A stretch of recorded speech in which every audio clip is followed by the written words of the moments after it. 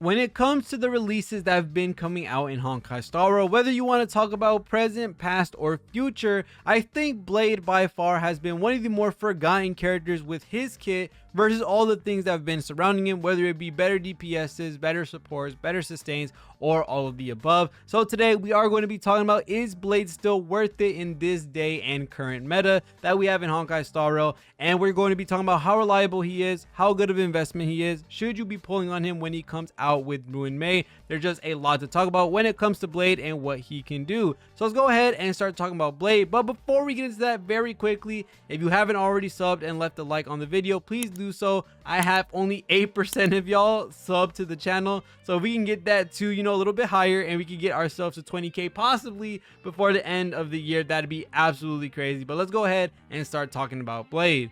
So Blade is by far one of the more unique DPSs in the game. He is one of the only characters that has HP scaling to his kit when it comes to being a DPS and also being an SP efficient DPS as well. He has a lot to his kit, and I think with his kit he has a full all-around option when it comes to him and how he does his damage.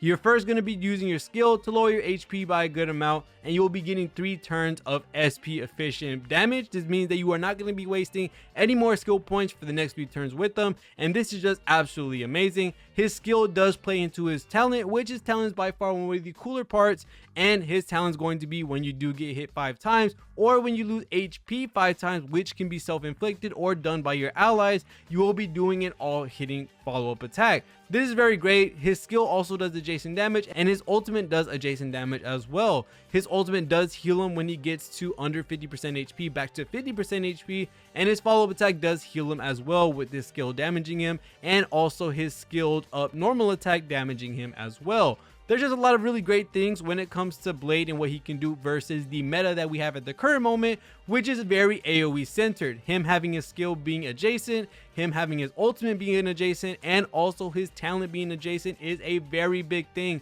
when it comes to all the stuff that we're going against right now in Honkai Star Rail. So thinking about how Blade is versus a lot of the other DPSs, I do want to say that his value has diminished by a little bit, but we're going to be talking about why he might see some investment opportunity or some potential increase in the future. Right now, as we may know, Jingliu and also Dan Heng have basically trumped over him in being some of the more better DPS in the game, especially in that adjacent department. But that is not all that there is to Blade. One thing that we do need to talk about for Blade is how greatly self-sufficient that he is and how self-sustaining that he is, because with these taking HP damage and also getting it back from your follow-up and your ultimate, you have a really hard time actually dying with Blade. He's going to be probably one of the more surviving tanks and probably one of the last members of your party still standing, just because of how much he can possibly heal himself, especially with one of his traces giving him outgoing healing to himself. So there's a lot of really great things when it comes to Blade, and he also can benefit from other units with their utility as well, because we did get the release of Lynx ever since he's come out,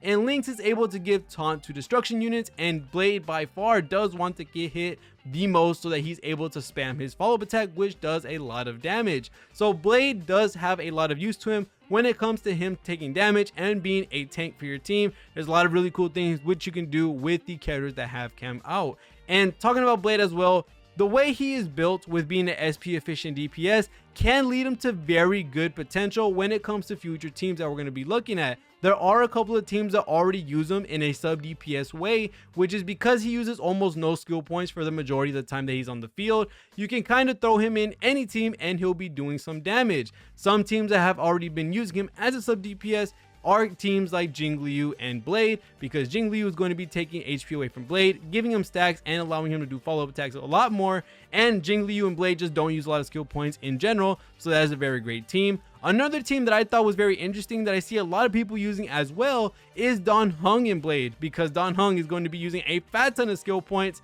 and honestly, I don't see how this team is super crazy good, but I do see that a lot of people are using it, and it's by far one of the better Dan Heng teams if you're not doing hyper carry Dan Heng. So to see that happening is a really cool thing. To see him in a sub DPS role is a very great thing. Let's not forget that Ruan Mei as well, if you already have Blade or if you're going to get Blade and Ruan Mei, Ruan Mei is going to be helping out dual DPS comps, and seeing Blade in that role is going to lead him into really cool places, and I cannot wait to try that out and see if that's going to work out. But seeing that he has an SP efficient kit, the way that he only needs 1 skill point for 3 turns, this allows him to stay in a sub DPS role, something that characters like Dan Heng can't be in because of how much SP intake that they actually have in. Jingliu and Blade are in this situation where, since they use barely enough skill points to be able to do what they need to do, they have phases where they use 0 skill points and do the damage that they do.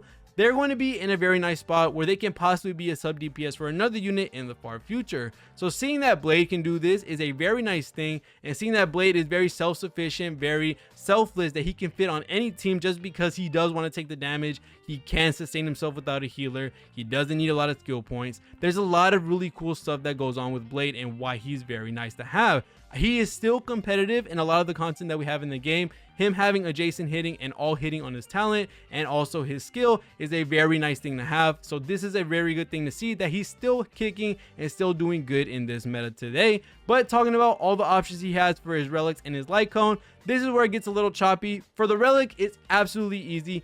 He has the best in slot relic set that's kind of busted in all honesty. It's going to be the Longevious Disciple, which is going to give you HP and also crit rate when you take damage. This is already busted. To give him crit rate and then also have some traces in him as well that gives crit rate, he is going to be very easy to build and very easy to use. One of the main reasons I love using him, he is a very simple and easy to use character and a very self-fulfilling character in that means. But the problem stems from being able to use his light cone.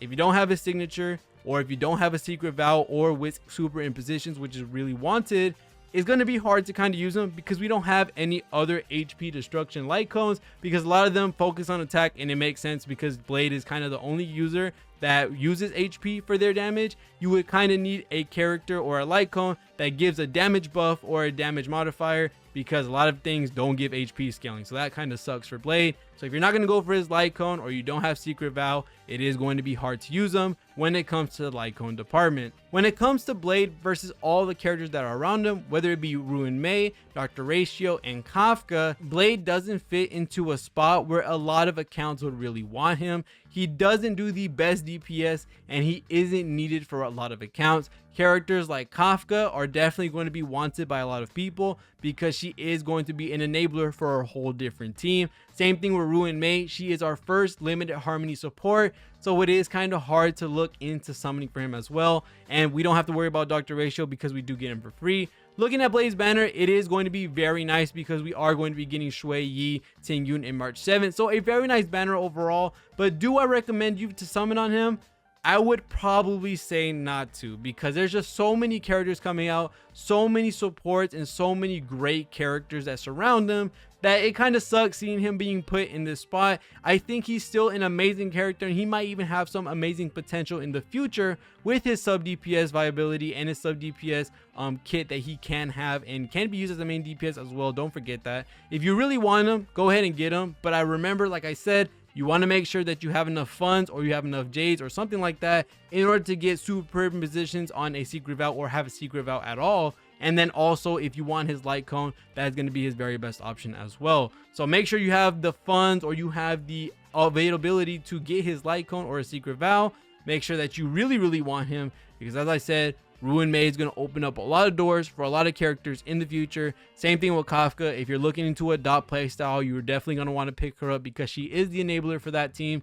And then we also have Black Swan and also Sparkle coming out very soon. So seeing that he is coming out like this in this order or in this section of characters kind of sucks. He really is an amazing character, has a lot of really nice potential. I can see him do more stuff in the future, but other than that, that's pretty much it when it comes to Blade and what he can do, how his potential looks like, and what his investment options are going to be like. So let me know if you're going to be summoning for Blade. I do think he's an absolutely amazing character, very strong character to this day, and very meta reliant. I think he is a really good option for all the things we're facing at the current moment when it comes to Sim Universe, Swarm Disaster, MOC. Pretty sure Pure Fiction, he's going to be absolutely amazing as well. But with the current DPS options like Dan Heng and Jingliu, and with characters like Ruan Mei, Black Swan, Kafka, Sparkle, all these characters surrounding him, yeah, it's going to be hard to summon on him. So let me know if you are eventually going to be summoning on him. Let me know if you think he's still worth it versus all these other characters. I would really like to see people that are going to be enjoying Blade, because I do love playing him myself.